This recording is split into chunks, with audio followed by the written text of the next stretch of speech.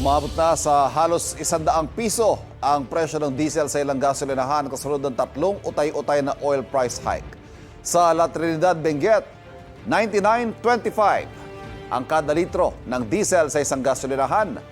Sabi ng ilang motorista nito nakaraang linggo lang, nasa halos 80 pesos ang presyo ng diesel doon. Napipilitan lang daw silang bumili kahit mahal dahil kailangan. Igan, nilinaw ng Department of Energy na pinahintulutan ang pagbebenta ng petrolyo na ilalagay sa drum o container basta't ito ay para sa lehitimong operational use.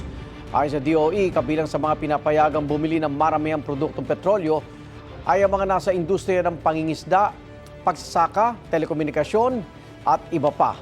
Pinapayagan din kung gagamit ito ng mga lokal na pamahalaan, ospital at negosyo. Pinapayuhan ng DOE ang mga fuel retailer na i-assess mabuti ang customer na bumibili ng maramihan lalo na kung hindi naaayon sa idineklara nilang layunin. Ang dami ng binibiling petrolyo. Tiyak na masusundan pa sa susunod na linggo ang mega oil price hike ayon sa Department of Energy.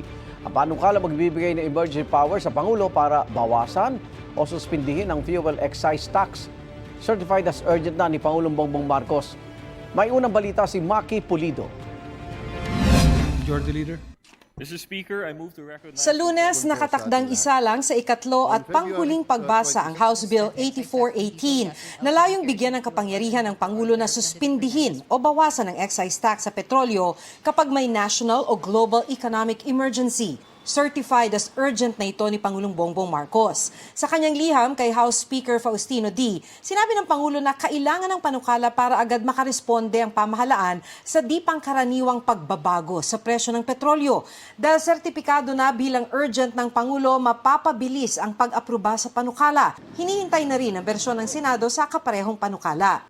Mahalaga ito lalo't hindi pa malinaw kung kailan huhupa ang gulo sa gitnang silangan na siyang dahilan ng sobrang pagtaas ng presyo ng krudo. Ang excise tax kasi, halimbawa sa diesel lang, is 6 pesos already. Hindi yan ganun kalaki compared sa increase ng fuel price natin. Pero it's tulong na rin yan, ano? Ang malakihang oil price hike pa naman itong linggo, tiyak na masusundan pa sa susunod na linggo, sabi mismo ng Department of Energy. Pero ayaw pa nilang magbigay ng projection. Ang sigurado ko lang dyan, may increase talaga tayo for next week. Hindi ko makalma yung merkado eh. At ayon sa industry sources, posibleng tumaas ng 10 to 12 pesos ang kada litro ng gasolina, 13 to 15 pesos sa diesel at 6 pesos sa kerosene. Base pa lang yan sa presyo ng bentahan ng langis sa global market sa nakalipas na 2 araw. Maaari pa itong magbago, depende sa presyo ng bentahan sa mga susunod na araw. Aminado ang DOE, hindi nila mababantayan kung sobra ang taas presyo ng mga gasolinahan dahil nasa 14,000 ang bilang nito sa buong bansa. Kaya magsumbong daw sa kanilang website.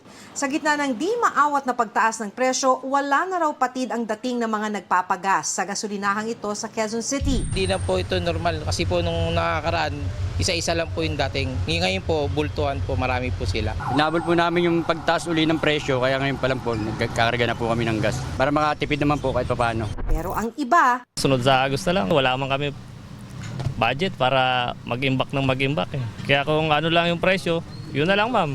pakiusap ng DOE, huwag mag-panic buying. Meron po tayong sufficient supply. Ang presyo lang po talaga yung issue dito. Which is malaki po na problema yun yung presyo. Ito ang unang balita, Maki Pulido para sa GMA Integrated News.